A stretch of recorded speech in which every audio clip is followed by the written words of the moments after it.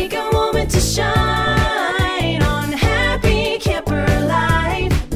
We're loving, living, and learning online on Happy Camper Life.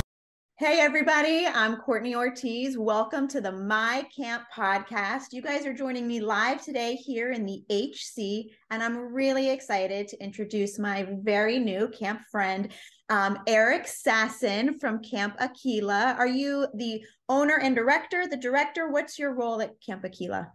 I am the co-director with my wife, Debbie, and we are part owners of camp. We're also part of a group called Camp Group that joins us in ownership. Yeah. Amazing. So everybody has especially as adults working in the camp world, we all have like an origin story, right? So what's your camp origin story?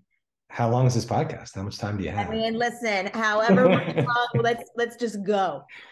It's like, like an airplane, like, tell me everything from the beginning. Well, first the earth cooled, and then there were the dinosaurs. So I say that because my parents met at camp. So there was like always, in my blood. My mom was a CIT, my dad was a junior counselor. So I kind of knew I was going to meet my spouse at camp. Turns out I did. So I went to camp early. I'm like a Jewish kid from New York suburbs. So I went to camp as long as I can remember. Where did you go? Where'd you go? I went to Camp Akeela, which is a boys sports camp in Connecticut for 3 summers. Mm-hmm. And then really out of the blue, like I was happy there. I loved playing sports, and my cousin went with me and my best friend from home and everything. And pretty much out of the blue, my parents said, we're going to find you a different camp, a new camp. And I was totally upset and worried and had no idea why they would do that to me. And it turned out to be nothing against the Wasting. Wasting is great, but it turned out to be the most amazing thing that ever happened for me, because they put me on a bus to a strange place where I knew nobody up in New Hampshire called Camp Walt Whitman. Yeah. And that summer, 1986, I was 12 years old. That got me hooked. That was the summer that changed my life forever and ever. I had like the greatest bunk, made the best friend who I still play cards with every other week online. And it's just like a magic, you get these occasional summers that just kind of everything clicks. Magical summer. That was it for me, 1986, Camp Walt Whitman. And I never left. So I've basically been doing camp with a couple of, real life interfered for a couple of summers here and there, but I've been doing it pretty much every summer since 1982. You had to take a break when you were getting your master's in education from Harvard, right? Like that was some time sure. Nobody, I just want to say, nobody has credentials like you and your wife to be qualified to run a summer camp with children. So, that's very nice. But you're what we like to call like a lifer, right? You for sure. Started at camp. It's part of your blood. Your parents met at camp. And, so you and your wife, can you briefly, I know she's not there, you and your wife work together at Akeela. So what's you said you met at a camp. Yeah. So I stayed at Walt Whitman like all the way through grad school and sort of that's where I had my first staff experiences, senior staff, that kind of stuff. And then, you spoke to the grad school thing. I think like a lot of us, I didn't really know you could make a career out of camping. So the closest thing was teaching. I was like, yeah, I love kids. This is great. I love building community and working with young people. So I went to grad school. I taught for like a second and a half. I was student taught actually in Newton, Massachusetts. And then I was like, I am terrible at testing, attendance, grades, like all the stuff that goes into like being a teacher other than teaching kids about life skills and stuff. So I was a math teacher. And then I heard from a friend of a friend that camp was looking for an assistant director. And I didn't even know you could do that really. I was 24. And I interviewed, got the job, camp on Cape Cod called Wingate Kirkland. And Debbie, who's now my wife, had worked there before. She had been a counselor there even before I arrived. I came in as the assistant director, and we met in the summer of 2000. We worked together there and fell in love. She moved in with me that September because camp is crazy. And, a 2-month camp relationship is like a 3-year, real life relationship.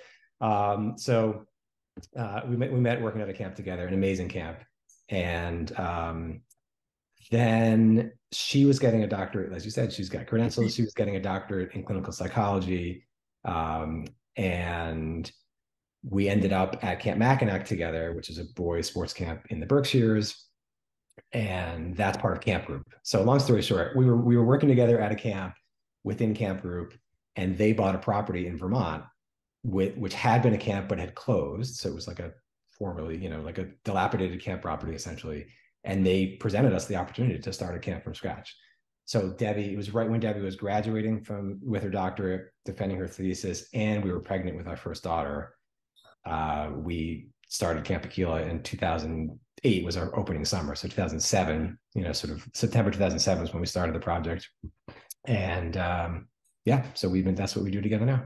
I can just like imagine like what would that first conversation was with your wife where you're like, what do we want it to be like to be able to have that, to be able to create a space that's the culture you want, like your dream. Like, I mean, you're like two kids dreaming your future. Like, what do you want it to be like? Oh my gosh, like that must have been so wild. Yeah, you're so right. Like that. And it was beyond my wildest dreams, because I was the kid at camp who, like a lot of kids go to camp, they're like, yeah, this is fun.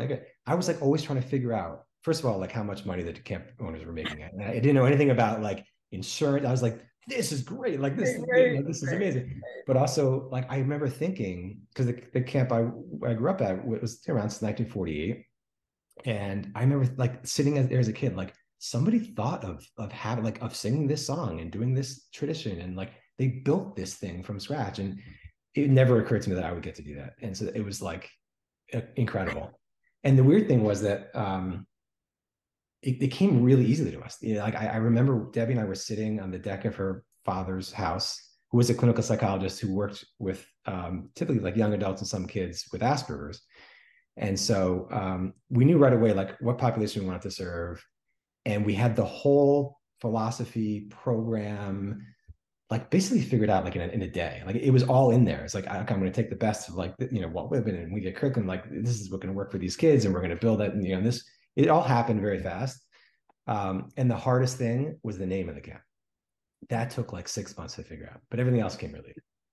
It's like naming that baby, right? Yeah. Like when we called him Shaq for like the entire pregnancy because we couldn't agree on a name. So what's the story? How did you come up with the name? I mean, if I guess I can be honest here, we really struggled with it, and it was like, by the way, we did all this in much shorter. I would never recommend anyone start a camp from scratch on a property that needed a tremendous amount of work in 9 months. It was a terrible idea. So that was going to be a question. Like, what was your timeline from, hey, let's start a camp to, hey, we need to open? 9 months? Yeah. Oh yeah, it was 9 months, and terrible. Not a good idea. I wouldn't recommend it. But so there was a lot of pressure. I mean, in every area, this site had no working septic system, really like no infrastructure at all, power, water. The buildings were falling apart. It was bad. So like a lot of my attention was there. Meanwhile, it's September, October, November, December. We still didn't have the name of the camp figured out, and we had no campers either. So we threw around all kinds of ideas that were really bad. Our camp is, we can talk about this, but our camp is really about creating a community of kids who struggle socially elsewhere. Like they don't really connect with their peers so well at other camps or at school. And so it's this place where they can come and be themselves and meet other kids like them and make lifelong friends, which is hard for them. So we had all these terrible ideas like, camp, make a friend, like all these things. We didn't want it to be explicitly like a social skills based name. So I was coming up with acronyms, like that were bad. And anyway, long story short, my mother-in-law said, like on day one, she said, call it Camp Akeela, because in Hebrew, Akeela means community. And that was like, community was like the word that was all over everything we were thinking about. And I was like, no, that's a terrible idea. I don't want to take my mother-in-law's idea to begin with. And like, we're not a Jewish camp, and I don't want a Hebrew word. Fast forward like 3 months, we were like, we need a name for this thing. So we finally like came back to her idea and went, no, let's not use Kahila. We'll use Kahila, Kahula, Akeela, bang. Then we just came up with Akeela. That was it. What's so beautiful about it is that it, the name, it doesn't sound Hebrew or this or that. It just sounds like a beautiful, like Native American, any kind of like natural it doesn't, it's not, you're not pinholing it. It's just, and then to hear that it means like community. So let's talk a little bit, you know, you've made a couple mentions about the campers or the community that you serve. So let's talk a little bit about that, because I think that in itself is what really makes Akeela so unique. So you elaborate on that, please. Yeah. I mean, I think it really comes from our experience at these great typical camps. You know, we don't, neither of us come from a special education or special needs background per se. We come from these incredible camps that are warm, nurturing, child development focused places that had and have still, I think, a lot of kids there who almost thrive. You know, they're like independent enough to enjoy the program and be away from home, and they want to have, you know, the camp experience, all, you know, check all the boxes. Don't have specifically high needs in terms of like behaviors or self-care or anything like that. And when it comes to certain parts of camp, it just wasn't quite working for them. So a million examples, you know, like when I was at Mackinac, amazing camp, by the way. You know, it's like, it's a go program. You know, it's like sports all day long. You have 15 seconds to find your glove and get to the baseball field, or else you're holding up the group. And there were a lot of kids who like couldn't find their glove because it was under their pile of clothes that, like, you know, they just couldn't keep their stuff organized. Executive functioning was like not strong for them. Or we used to take pride in waking up the kids, you know, at 2 a.m. we'll do a color war break and it'll be super loud and surprising. And, you know, and like there were 2 kids like crying in the corner because that was not what they expected. And they did well with unexpected changes, right? It's like every camp has all these kids in it. Sensory issues, but mostly just not really connecting socially with their bunkmates. These are the kids who go home at the end of the summer, had a great time, know their counselors really well, talk about their counselors. Parents are like, oh, what about your bunkmates? Yeah, you know, they may not even really like remember their names that well, you know. They were almost like mascot type figures within a cabin. Super likable, super smart, kids who really connect well with adults and just weren't really making strong social connections with peers. So anyway, so we just were working with those kids and loving them. And that's where we gravitated personally. And do you like, and not to use a label, but would you say that your niche would be those that have like different levels of autism? You had mentioned Asperger's earlier. So is that who you're like, not to say marketing, but your camper? Yeah, in 2007, you know, language has changed a lot, as you know, but in 2007, Asperger's was really becoming more recognized. That was really the diagnosis that we were focusing on. Although lots of our kids had and still have no diagnosis, but they kind of are neurodivergent in that kind of way. They fit that profile. We call them quirky. It's another word we use. But yeah, I mean, Asperger's was our most typical diagnosis, and now that's kind of officially ASD1, you know, autism spectrum disorder level 1, or NLD, which is nonverbal learning difference, which is exactly the opposite of what it sounds like. They're super verbal kids, but don't sort of often read nonverbal cues that well. So yeah, that was the population. And we kind of looked at the landscape and we're like, okay, they're almost thriving in typical camps. They don't quite need as much support as a lot of our colleagues in the special needs camp world. There wasn't quite anything in between. So that's what we did. We wanted to create a really typical camp experience that matched all the camps that you know and love and I grew up at and all those things in every way, except more staff training on really helping kids connect and thrive socially, and then taking away and changing all of those sort of components of the program, of the daily schedule, of the facility that weren't working for these kids. And that's how we got Akeela. How many campers did you have your first summer? 9 months later, how many?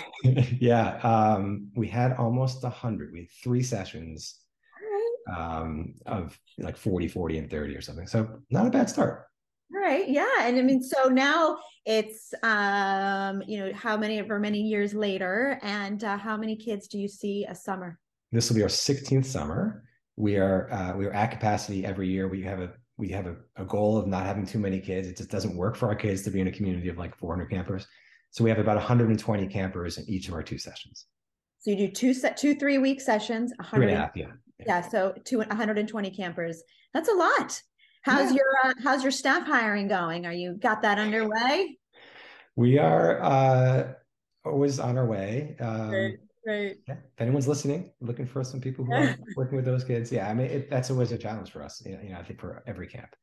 But how do you see, like, in terms of like working with, your staff? At my camp, I'm a division leader, so I oversee like my age group of campers, and I'm always very in tune with the needs of my staff. It's just as a transformative experience for them. They're still young, 19, 20, 21 years old, right. as the campers.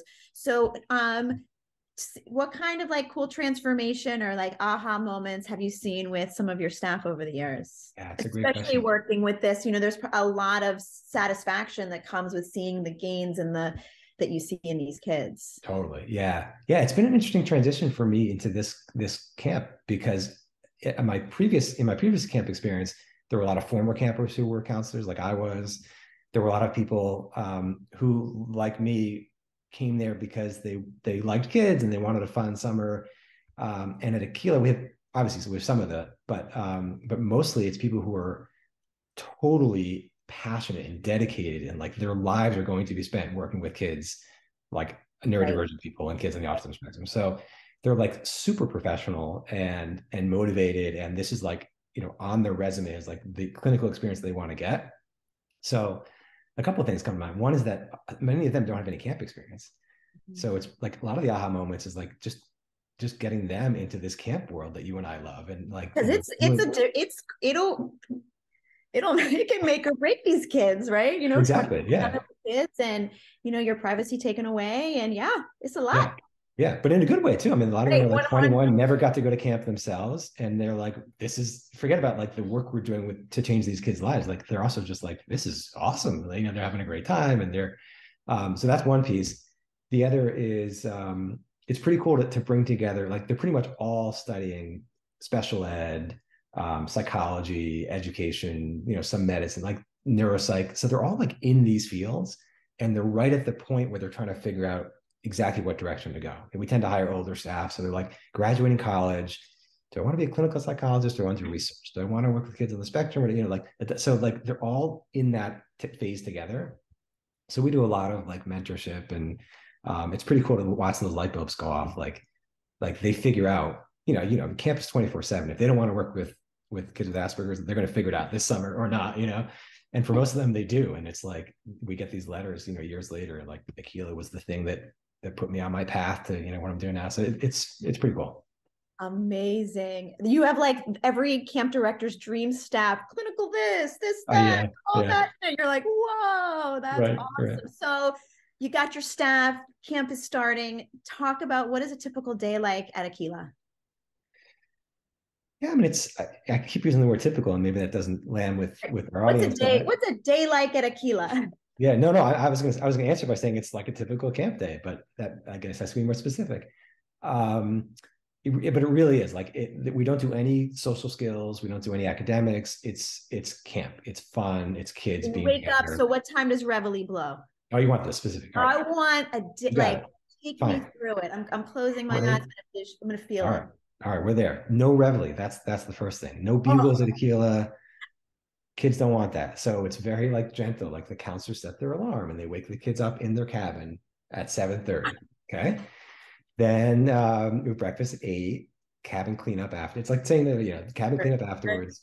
And then we have 5 activity periods. So it's a kind of a slower pace. We're not going like to 8 activities a day. It's 2 in the morning, 3 in the afternoon, each an hour long.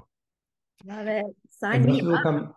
Most people come to Akeela are like, it's so zen here. Like, we're not like, it's not that we don't, we want to be on time. We're very respectful of the staff. The program is high quality. Like we're a high end, sort of like the instruction is really, really, really good in every area. But it's really about, it's all about the social experience. It's all about, getting kids to collaborate and communicate and learn 21st century skills. Like, so it's just like, it's calm. Like kids will walk, slowly from one activity to the next. If they're there, at 1 or 2 minutes after the hour, it's fine. There's not like alarms going off. So it's pretty casual. The kids travel by cabin group for 3 of those 5 periods, because we're really building that sense of family and community within the cabin group. That's their peer group. Those are the social relationships we're working on most. So cabin counselors live in each cabin, go from activity to activity with the kids. Specialists also live in cabins and are the instructors. And then 2 of the 5 periods are electives, and that's where they get their like their connections with kids who share their passions.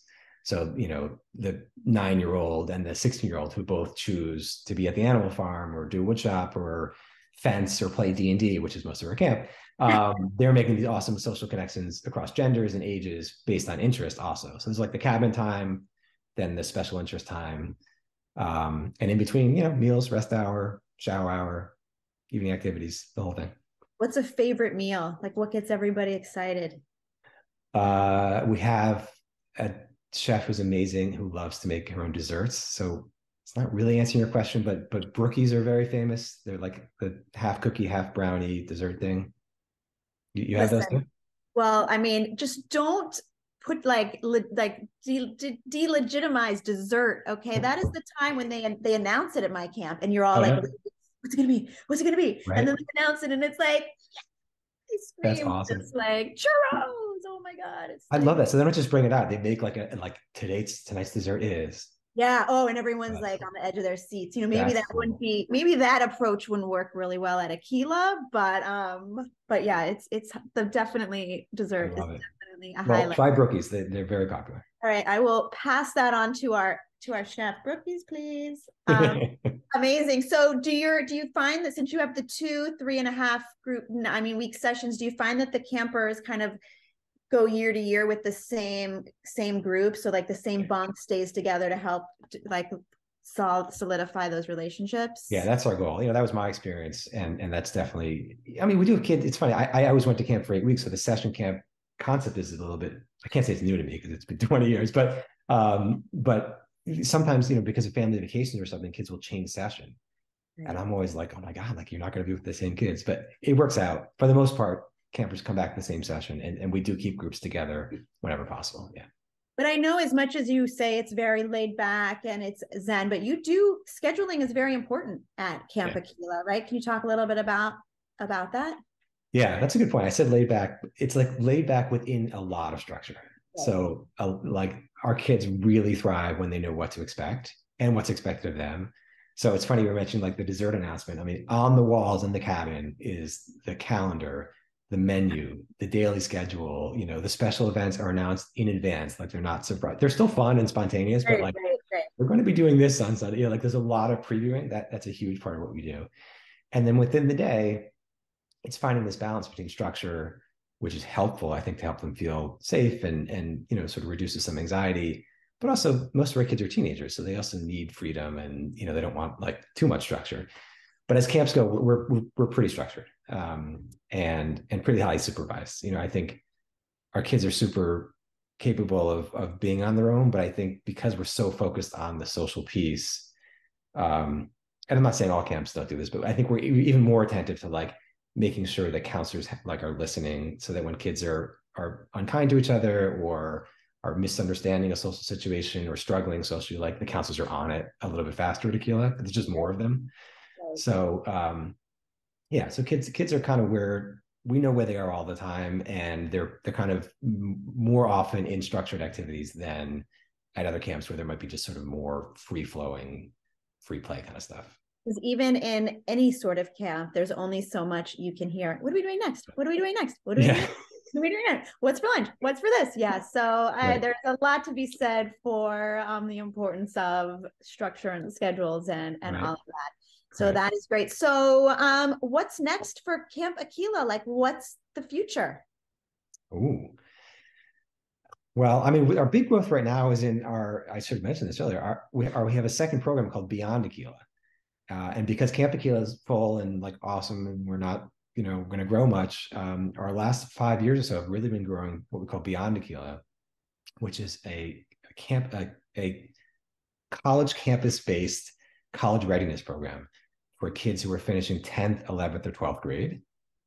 And so similar population, there's a lot of former Akeela campers, but lots of kids who haven't come to Akeela as well, who are academically ready for college, but need a little practice living on a college campus, having a roommate, doing their own laundry, finding like, you know, services on campus that might help them, and all kinds of other sort of post-secondary stuff, but in a really fun camp way. So that's really what we've been focusing on in terms of like new and exciting. It's been awesome. I think we have, last time we had about 100 kids in that program, so about 50 kids per session.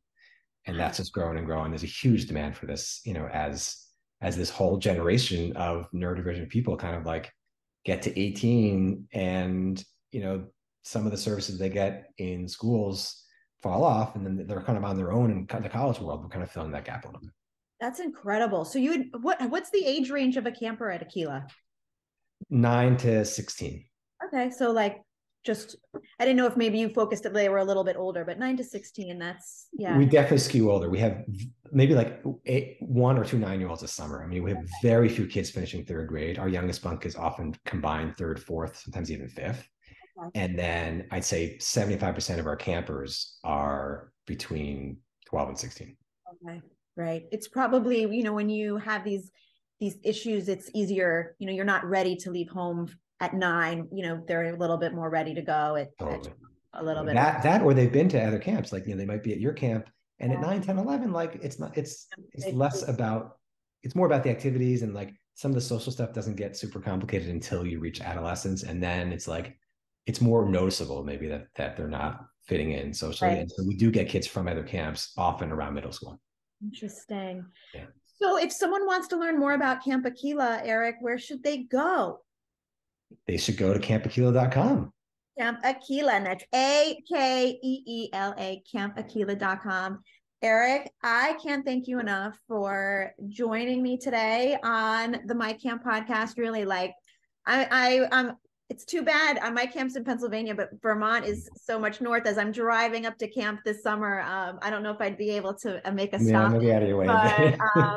But that is so great. I wish you the best of luck. Here's to an amazing summer of 2023. And it's been such a pleasure. So thank you guys for joining me. If you want to see more about camp and listen to more My Camp podcasts, you can find them on Spotify, on Apple, or anywhere you listen to podcasts. We also have an amazing YouTube channel.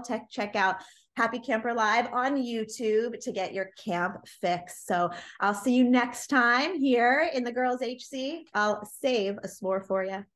Take a moment to shine.